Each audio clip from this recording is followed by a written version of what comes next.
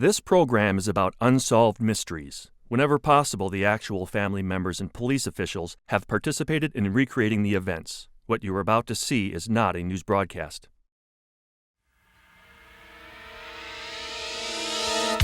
In Rome, New York, two intruders bound and gagged Esther Grizzick ransacked her house and shot her husband point blank.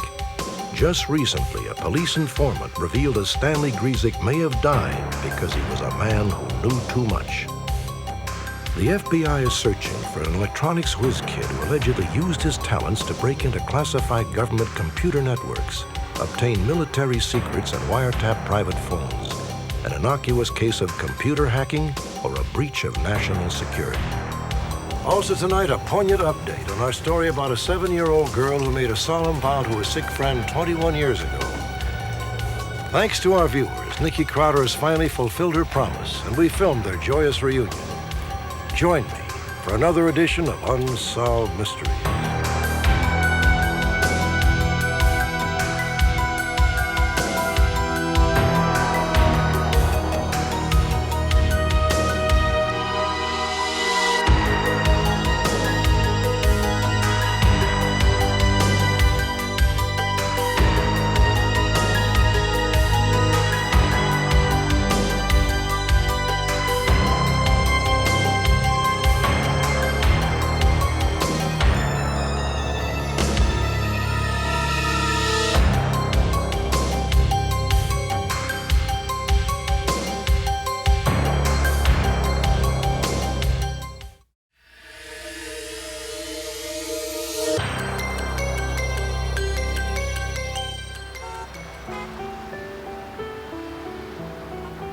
Rome, New York, 240 miles northwest of Manhattan. This is a kind of small town that finds its way into Norman Rockwell paintings. It is a working-class community where everybody knows everything about everyone else. Or at least it seemed that way. Bob, how are you? Stanley, so nice to see you. So long. From 1957 to 1976, Stanley Grizzick and his family owned a small liquor store and gas station in the heart of town. Stanley was in charge of the liquor store. His brother Peter ran the gas station along with a third brother, Bernard. Stanley and his wife Esther lived right next door to the family business. Their life seemed happy and secure until the night of November 6, 1976. Dad had just gone upstairs to run Mom's bathwater. Mom went through the house doing her nightly check. She did a nightly ritual where she would go and check all the windows and doors and make sure everything was locked. My mother was deaf, and she wore a hearing aid. With a hearing aid, she could hear very well. And she had just finished in the kitchen when she heard a loud noise. And as she turned around, the back door just flew open. It's a robbery! Two men came into the house. They both had ski masks. One was short and stocky, and one was tall and thinner. I think my father probably heard the initial noise of the screen door being broken and heard my mother scream and then came down the stairs. As he turned to go into the dining room, I think he startled the perpetrator. The shorter, stockier man was already at my mother's throat and was choking her, and in the process knocked her hearing aid out of her ear. And she said she just played dead. She just wouldn't move. She just laid there. She tried to hold her breath so they would thought she died.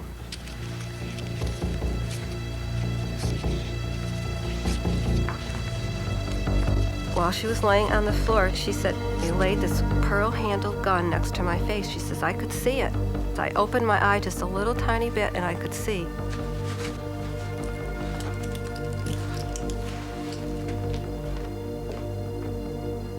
They spent a good hour in the house just ransacking it totally. They took all the stuff out of the desk, threw everything on the floor.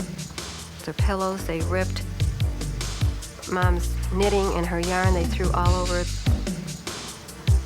I mean, they obviously were looking for something, but what they were looking for, I have no idea. She said, I just waited there until I could feel no more vibrations in the house. She figures that that is when they left. Somehow she managed to get her hands untied from her feet and her feet untied. Her hands were still tied behind her back, but she did manage to go into the dining room and find my dad laying on the floor, dead.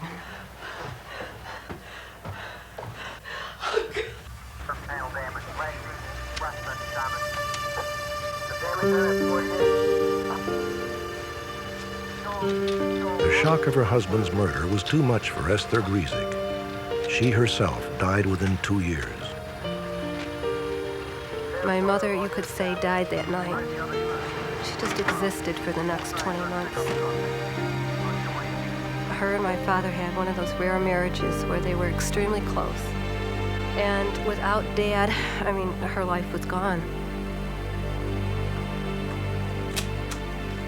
From the beginning, a cloud of suspicion loomed over the investigation of Stanley Grizzick's murder. The night of the killing, police barred the Grizzick family from entering the home.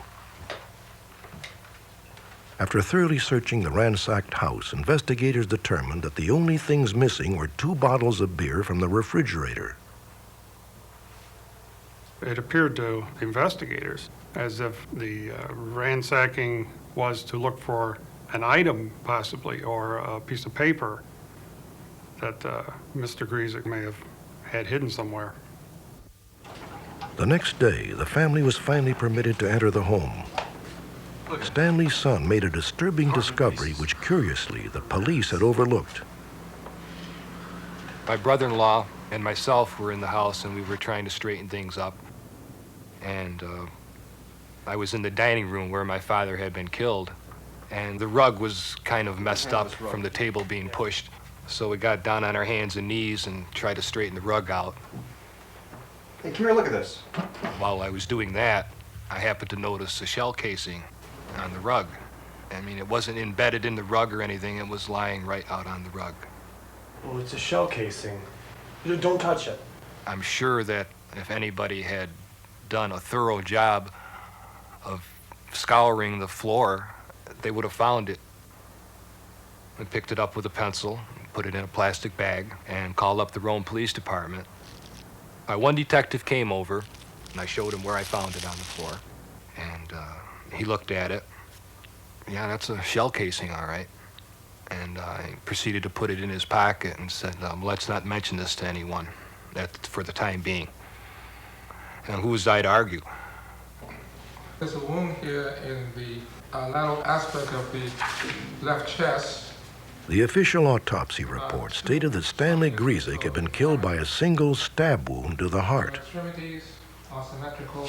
I couldn't believe the police kept insisting that it was a knife that killed my father, and my mother repeatedly told them it was a pearl-handled gun. It was a small gun. She told me they laid it right down next to my face. She says, I could see it. It was not a knife. And they kept insisting it was a knife. Well, we knew that was totally false, that my father had been killed by a stab wound. We had found a shell casing. We explained to the police that there was no guns in the house. The only way that shell could have got here was that it was fired in this house. Stanley Grizzick's body was exhumed and a second autopsy performed. It revealed that Stanley was killed by a .25 caliber bullet fired through his chest. There never had been a stab wound. Was the entire incident involving the bullet simply a series of unfortunate mistakes? Or could someone have been trying to protect the killer's identity? Stanley Grizzick's children believe that someone wanted it to appear that their father had been killed with a knife. But who and why? It seemed that these questions would remain forever unanswered until last year. In March of 1989, an acknowledged drug dealer came to the police with a startling story. He claimed to know the identity of Stanley Grizzick's killer, although he did not know the motive. In 1976, the informant was working at a bar in Rome. He claimed that a man associated with the bar made him a strange proposition just a few days before Stanley Grizzick was killed. I was tending bar one night, and a person approached me and wanted me to pull a burglary. And he knew that I owed him money, and he offered me to get even. So we drove around for a little bit, and he pulled into an alley over here, and he goes, I want you to break into Stan's house. A lot of money. You owe me a lot of money. The guy's got a lot of money in that house. I want you to go rip him off. Why Stanley? That's my business. And I told him, I go, I'm not a burglar. I go, I'm out here selling coke, but I'm just not a burglar. I'm not gonna go breaking into anybody's house. And so he was like disturbed with me, and he goes, all right, he goes, just take you back to the bar. As you can see here, this is the service station that's adjacent to the house. Based on this new information, the case was reactivated and a new team of investigators assigned. They contacted Amy Scott, Stanley Grizzick's neighbor at the time of the murder. On November 6, 1976, Amy Scott said she was in the house watching TV, and at the conclusion of one of the programs, her dog had become restless, and she let him out to run around a little bit outside. Amy told investigators that shortly after 11 p.m., she saw a man walking through the alley towards Stanley Grizzick's home. I let my dog stay out, maybe a half an hour to 45 minutes. And then I opened the door, I went on my porch to call my dog back in. Sam! Then I looked up and I saw this guy coming through the same pathway that I noticed before. Only this time he was headed toward a white car.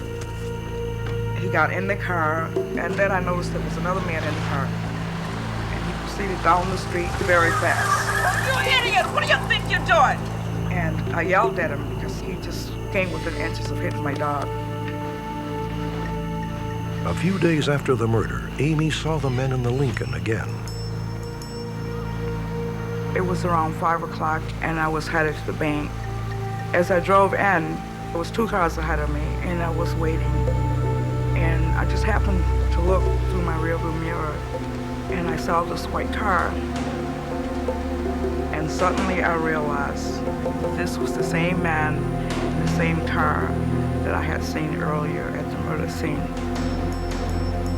I got really nervous, so I started my car up and I speeded down the street.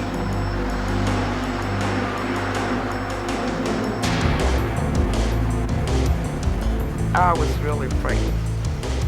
I just drove like crazy till I got to the police station, and I jumped out of the car.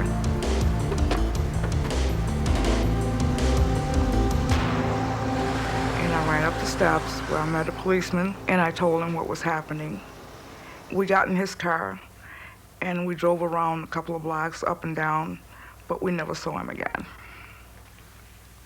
Amy led the investigators to Patsy Peck, a local bookstore owner. Patsy told him that on the day before Grizzick's murder, she had met the same 2 men at her store. She also said they were driving a white Lincoln Continental. Hey guys, how you doing? Good to see you again. Thanks. How are you? Good. What you doing down There was here the tall, anyway? dark I haven't man seen you in a long time. who had on a trench coat, and it had a nylon pile collar. The other man was shorter and sandy-haired, and they had been out of town for a while, and they hadn't seen my husband in quite a long while. Okay, good seeing you again. Then they started reminiscing, a little about when they were here before and all that. All right. Okay. You know where we live. We're still at the same place. And I told them they'd see him again before they left, and they left. Investigators asked Patsy why she had not come forward with this information before. Surprisingly, she said she had talked with one of the original detectives. We do know that the investigators talked to Patsy and Amy, but we looked in our files and found there wasn't anything put down on documentation form as to their interview with Patsy Peck. Investigators Saunders and Keyes learned that shortly after Stanley Grizzick's murder, the same 2 men were spotted at a local bar.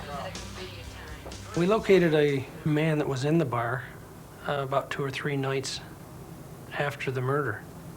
Everything all right? Yep. Just what you wanted.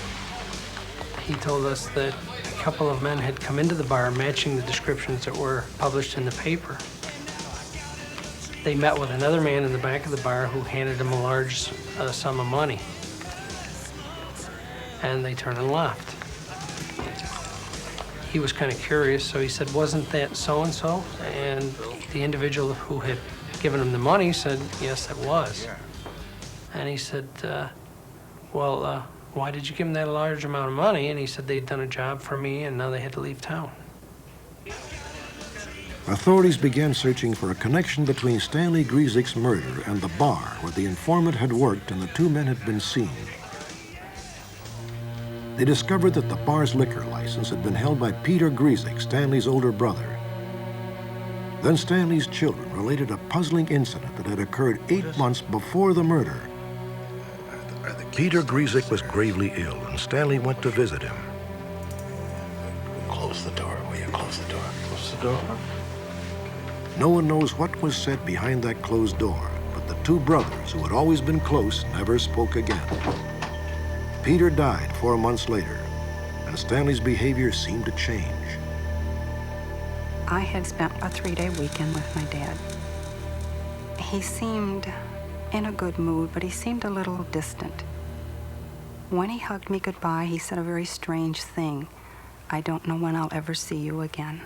And that was the last time I saw him again. The bar in question had its liquor license revoked in 1982. The reason? On-site gambling and the illegal sale of controlled substances. Today, the bar remains closed. I think he knew that there was a great deal of drug activity happening in that bar. Gambling, it happens almost everywhere. I think people learn to adjust to that. But the drug situation, I know that my father would never be able to condone or have his name linked to it.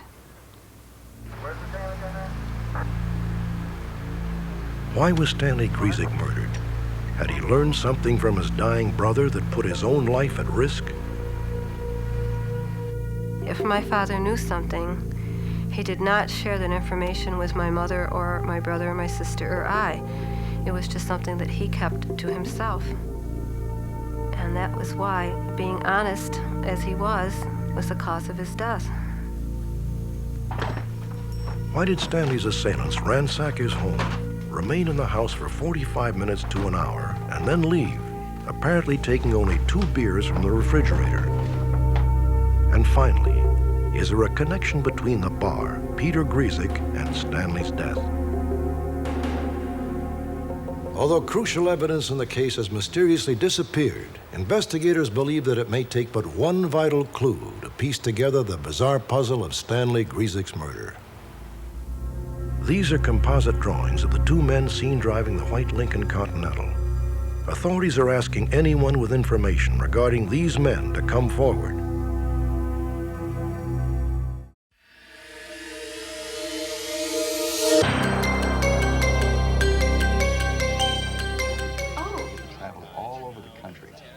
On a previous broadcast, we profiled a con man who allegedly seduces lonely, middle-aged women with promises of wealth and romance, then skips town with their money. Police have dubbed him the Sweetheart Swindler. In August of 1989, a woman who asked that we call her Sarah met a man named Jerry Gable. Sarah quickly succumbed to Jerry's hypnotic charms. He told her that he was a successful traveling jewelry salesman and that she was just the type of woman he wanted to share his life with. In less than 2 days, Jerry asked Sarah to be his wife. He was the type of a man that took control. This was something that I liked. I liked someone to kind of take over, take charge. You know, it was really nice to think that I maybe would be able to relax, to travel, to have all these nice things, and I wouldn't have to work. To me, this was very appealing. A few days later, Jerry asked Sarah to deposit an out-of-state check and to withdraw $3,000 in cash for him. At the time, Sarah had no idea that the check was stolen. That afternoon, Jerry Gable disappeared. Sarah never saw him or her $3,000 again. I was angry. Truly, I was angry. It's a very devastating feeling. I'd like to see him pay for it. Update. The sweetheart swindler has been captured. On March 28, 1991, police in Kenosha, Wisconsin arrested a man calling himself Robert Cook after he allegedly romanced a woman and then swindled her out of $10,000. At the time of Cook's arrest, police recovered a dozen false identification cards, all issued in different aliases from various states. They also found blank checks apparently stolen from previous victims.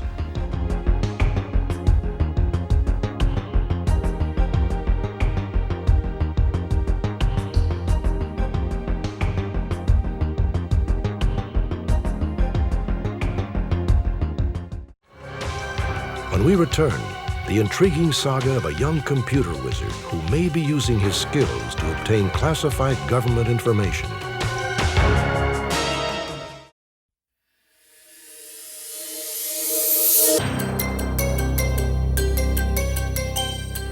Inside the labyrinth of the telephone company's huge computer system, one feels a sense of insignificance.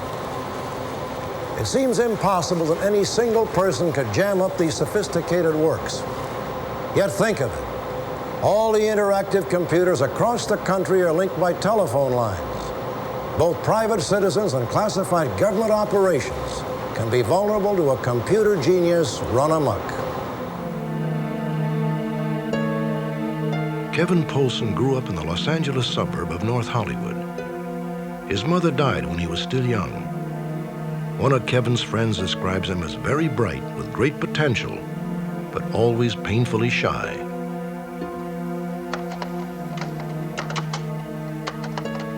Kevin Polson received his first computer on his 16th birthday.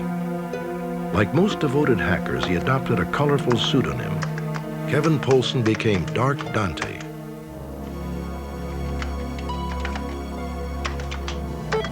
Eventually, he discovered a telephone number for ARPANET, a computer network funded by the Pentagon. It links university and think tank computers across the country by telephone lines. For Dark Dante, ARPANET was a tantalizing challenge. After connecting his modem with the ARPANET telephone number, Kevin realized he was hooked up to military research at the University of California, Berkeley. He needed a password that would allow him access to sensitive documents in the Berkeley computer. He guessed several passwords with no luck. Then he tried the university's initials, UCB. Kevin was inside ARPANET. He liked the idea of having power. That was Kevin's thing. He wanted to have power over other people, over the people that he saw as being beneath him. Dark Dante's activities were soon detected by UCB. When Kevin slipped, and on one occasion only used his real name instead of Dark Dante, he was trapped. Blissfully unaware, Kevin continued his hacking activities, giving authorities even more ammunition against him. Dan, would you just put that in my car, please? Well, you taking my computer? Yes, On the morning of September 22nd, 1983, the Los Angeles DA confiscated Kevin's computer. Look, Kevin, you and your buddy have committed a crime here. Now, you're only 17. We're going to try to keep you out of this, but your buddy's going to jail. Because of his age, he was not officially charged, only warned that his computer activities were illegal. The warning apparently fell on deaf ears. No, it's exactly like it. During the next year, Kevin took a high school equivalency exam and moved out of his parents' house to Northern California.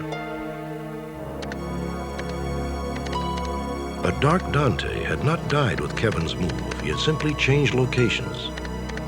In his off hours, Kevin Polson continued to cruise the electronic highways cloaked with a pseudonym. This time, he never gave his real name or his location.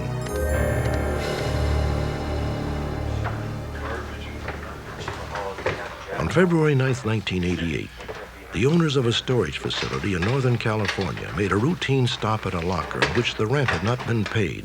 There we go. Standard procedure in such cases is to confiscate the material in the locker. Whoa! But the contents of this locker were something the men had never seen before. It appeared to be stolen telephone company equipment. The owners notified the authorities. Telephone company investigator John Von Brauk, along with the local police, arrived immediately. John Von Brauk. Hi, John. How are you? Boy. We found a storage locker that contained pieces of electronic equipment, payphones, computer printouts, including the printout of the non-published number of the Soviet Embassy, San Francisco. That's not the type of equipment or material that one would buy at a swap meet or find in a dumpster. It was quite obviously stolen property. Whose locker is this? Some guy by the name of John Anderson. The name John Anderson was a fake, but several items in the locker bore the name Kevin Polson. It appeared as if Dark Dante had been caught again.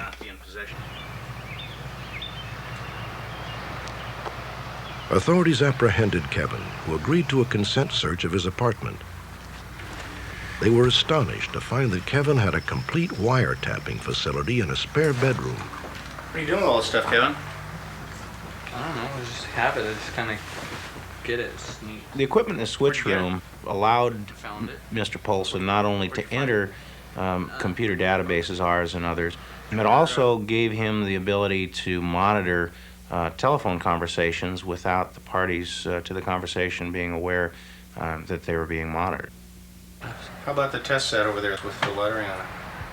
Connected to Kevin's computer was an unauthorized test set which could be used to tap into private phone lines. I don't know. I got that from a buddy of mine. Only the telephone company, and through them legally authorized law enforcement officers, are allowed to use test sets. Incredibly, the authorities found photographs Kevin Polson had taken of himself breaking into a telephone switching trailer, then using the equipment inside. Kevin's ego provided the phone company with the evidence they needed to bring in the FBI. We determined that the acts that Polson was involved in had escalated. We found evidence that Polson had penetrated the United States government computer and had transferred the passwords of that computer via electronic mail to other individuals. Investigators found that over the last year, someone matching Kevin Polson's description had illegally entered several Northern California telephone facilities using a false ID. We discovered that Mr. Polson, and we documented at least 3 cases where he had actually entered the buildings. Hi, can I help you? Yeah. Menlo Park office? I'm here to check out the ESS. The ESS equipment is up on the 2nd floor. Once inside the building, the intruder found telephone numbers he could use to get inside the phone company's computer system. He also stole manuals, switching equipment, and a test set like the one found in Kevin Polson's apartment.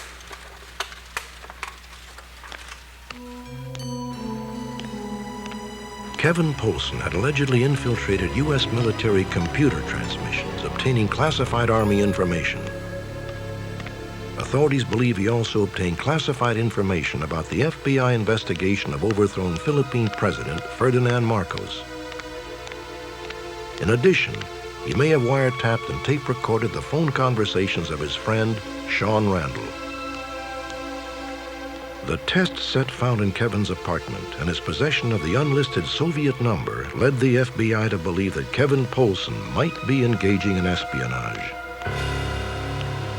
Through the investigation, we learned that Polson had a secret clearance. Because of this, his penetration of the United States Army government computer, his obtaining of a non-published number of the Soviet consulate gave us grave concern as to how far Polson was going with these criminal acts. On October 19, 1989, a 2-year investigation resulted in a 19-count indictment against Kevin Polson and 2 fellow hackers. They were charged with conspiracy, computer fraud, wiretapping, embezzlement, and theft of public property and records. The 2 other men were arrested and now await trial, but Kevin Polson has fled. The FBI is making him out to be a dangerous person because he has the knowledge to do things that he is not supposed to do. you know, and that is he does things that are illegal. But as far as hurting people goes, Kevin is the kind of person who would rather know how to do things than actually do them.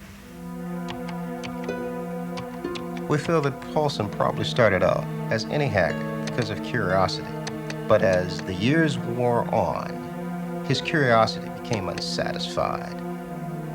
He crossed the line from mere curiosity into that of intentionally committing criminal acts to further this quest for power. That gives us concern.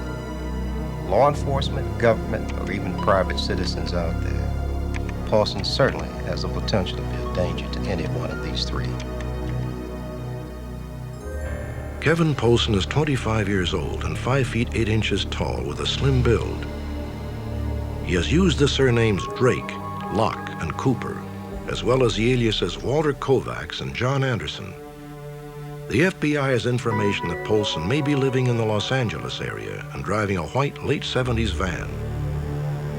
He is an expert in the computer operating system called Unix and may be working in a related field. One can only speculate about what motivated Kevin Paulson. Those who knew him before he fled agree that he's an unusually talented and bright young man, possibly a genius. But now he is a wanted man, facing up to 37 years in prison. Update. Shortly after our broadcast, the FBI received information that Kevin Paulson was living near Los Angeles, California. Our San Francisco office had advised us that Paulson had some acquaintances in the Los Angeles area. And we went out and interviewed those acquaintances, and one of them advised us that he had been seen in the not too distant past at Hughes Market. We then went out and interviewed all of the employees at Hughes Market and displayed his photograph. 3 weeks later, Paulson returned to the supermarket. I walked past Kevin, and it dawned on me that that's the person in the photo. And adrenaline was pumping in me. I felt really nervous and didn't want to be let any suspicion onto Kevin that we were on to him. Brian immediately notified the FBI. However, Paulson was able to leave the store before agents could respond. The FBI informed me that Kevin Paulson had been seen at the Van Nuys Hughes Market at about 10 or 10:30 in the evening. I decided to surveil the market, thinking Kevin may show up again. At about 10 minutes to midnight, Kevin Paulson arrived, drove up and parked immediately in front of the market. Once Kevin was in the store, I took a position near the front door and asked the security guard to go find Brian Bridges, the evening manager, and bring him to my location so I could tell him that Kevin Paulson was in the store. Believing that Paulson would again elude capture, 2 store clerks made a daring move. Security! A security guard escorted Paulson to his storeroom, where he was held until FBI agents arrived and placed him under arrest. During the search of Mr. Paulson, we found some handcuff keys in his eyeglass cases. During the time that he was in custody, he claimed that his contact lenses were drying out and he had asked for his eyeglass cases to be sent to him. So I'm assuming that he was looking for the handcuff keys.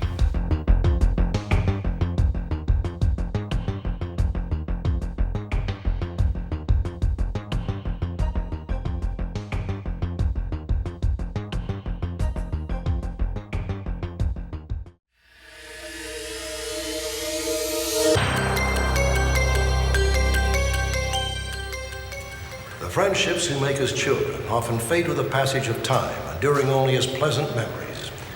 But for the woman in our next story, a friendship with a young girl who is battling cancer has survived the years and become a lifelong search. Tonight she asks for your help in finding her special childhood friend and fulfilling a promise she made more than 20 years ago.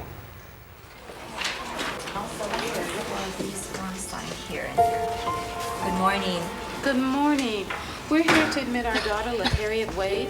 Hi, Harriet. How are you? Fine. I've been expecting you. When she was 7 years old, LaHarriet Wade was admitted to Children's Hospital in Los Angeles, California. She was scheduled to undergo surgery to remove several large tumors from her throat. Although extremely painful, LaHarriet's condition was not life-threatening. I was a little nervous about being left in there alone because it was all new to me. I had gone back and forth for tests, but I wasn't actually, placed in there before, and this time I would be in there, and my parents wouldn't be there. Oh, Mommy, look at those. Those are nice. You want me to get you some? Yes. Okay, LaHarriet. LaHarriet shared a room with 8-year-old Sharita Lynn Harding. Sharita had been diagnosed with a rare form of cancer, and she too was scheduled to undergo surgery. I like your flowers. Thank you. I have dolls, too. Would you like to play with one? Yes. I looked up to Sharita because, one, she was older. She's about a year older than I. And she was there first. So she kind of initiated me of what, to being in a new place, new atmosphere. This part would be blue right here. In the days that followed, a warm and caring friendship blossomed. LaHarriet and Sharita spent their days playing games and pulling pranks on the hospital staff. Hey, let's have a race.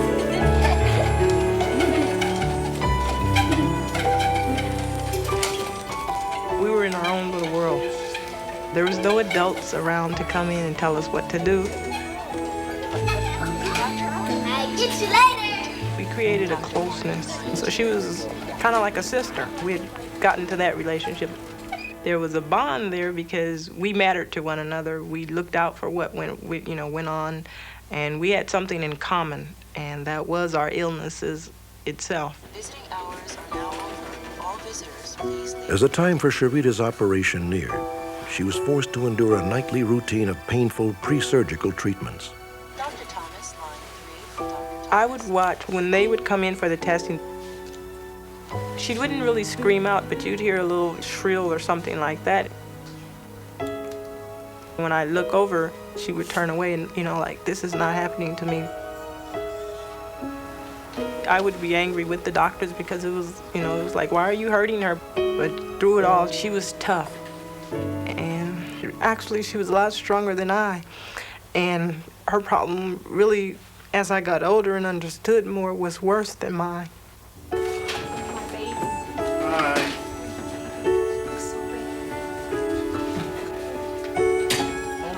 Okay. Lift. Good. Okay, check her pulses. 10 p.m., the night of Sharita's operation.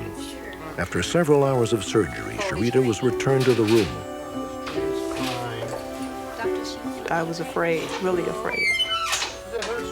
I felt them taking her away did something to her that changed her altogether. Mommy, is this going to happen to me? No, honey, this isn't going to happen to you. She has a different type of operation than you're going to have. And when she grows up, she's not going to be able to have any babies. So that's when my mother explained to me that Sharita had had a very, very delicate surgery and that she wouldn't be able to have kids. And I remember feeling like, oh, that, was just the worst thing in the world.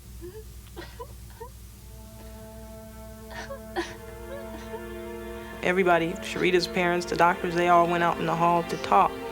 And Sharita, she was lying in her bed, just lying there, and she had tears in her eyes, so it made me feel sad that I couldn't help her. Don't worry. Are you feeling all right? I'm sorry you're feeling so bad. Does it hurt? I said, you don't have to cry.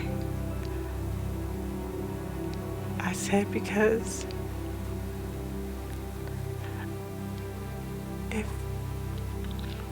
if I ever have a baby, I said, you can share it with me and we can both be its mommy. I said, and I'll even name it Sharita after you.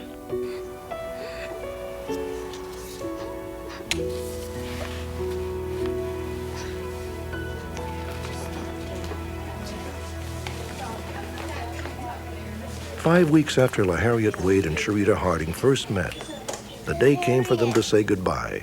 Let me tell The Harriet's operation was a success and she was sent home. But Sharita had to remain in the hospital for further treatment. Let me take a picture of you. When we left, we took pictures, and I remember not wanting to say goodbye to her. I felt like I was losing a sister. I hope I see you soon. Bye, you too. The two girls agreed to continue their friendship by phone. But 2 months later, La Harriet's family moved to New Mexico, and the young friends soon lost touch. Bye. Yes, may I speak to Sharita Harding? In 1975, the Wade family returned to Los Angeles. Thank you. La Harriet called every Harding listed in the phone book, but was unable to locate Sharita. 7 years ago, La Harriet married and is now known as Nikki Crowder. Today, she is a mother of a healthy 3-year-old daughter whom she plans to baptize Sharita. It is Nikki's hope that Sharita Lynn Harding can become godmother to Nikki's little girl. I want my daughter to know Sharita because she's a very special person in my life, and bringing those two together will be perfect for me. You want to learn now? I think of Sharita all the time. I've never ever stopped really ever thinking about Sharita. Even though she's not around, she's still a best friend in the sense of the memories. I think when you hold on to a memory, it can't be altered, you know, so she's still a best friend. Sharita gave me a lot, and she never took anything back from me, and that's what a real friend is. If I have a baby, we can share her. And I promise, I'll name her after you. If I saw Sharita, I'd tell her that I didn't forget the promise, you know. That's what I'd tell her, I didn't forget the promise. And I promise, I'll name her after you. A few minutes after Nikki's story aired, we learned that Sharita Lynn Harding was alive and well and living in Oklahoma. We immediately contacted Nikki with the good news. Just 10 days after our broadcast, and more than 21 years after they said goodbye, Sharita Lynn Harding and Nikki Crowder were finally reunited at Nikki's home in Los Angeles. Oh my God. I can't believe it. It's been a long time. 20. I'm so glad to see you. I'm so glad you're alive. I don't think Nikki has changed that much. She was always caring, giving person. It seems like she's still the same. She would have to be to try to find me in, you know, all these years and be so persistent about it. Father, in the name of Jesus, watch up over this child, protect her all of the days of her life. Keep her from her. On October 20th, 1990, Nikki Crowder was finally able to fulfill her promise.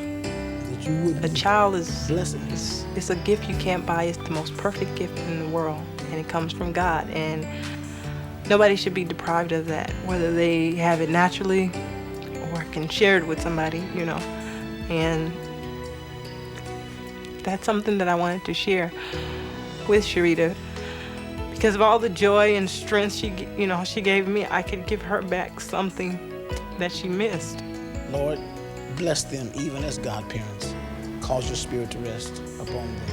Being a godmother is special to me because I don't have any kids, and you know, it's giving me like a child of my own that I, you know, can share. I'm just honored, so I'll try to live up to it as best as I can. I'm very happy that I found Sharita.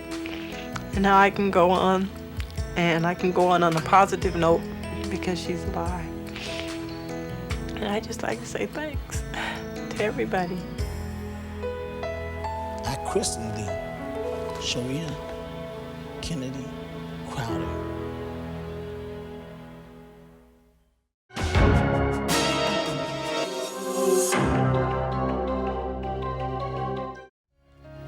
For every mystery, there is someone, somewhere who knows the truth. Join me next week for another edition of Unsolved Mysteries.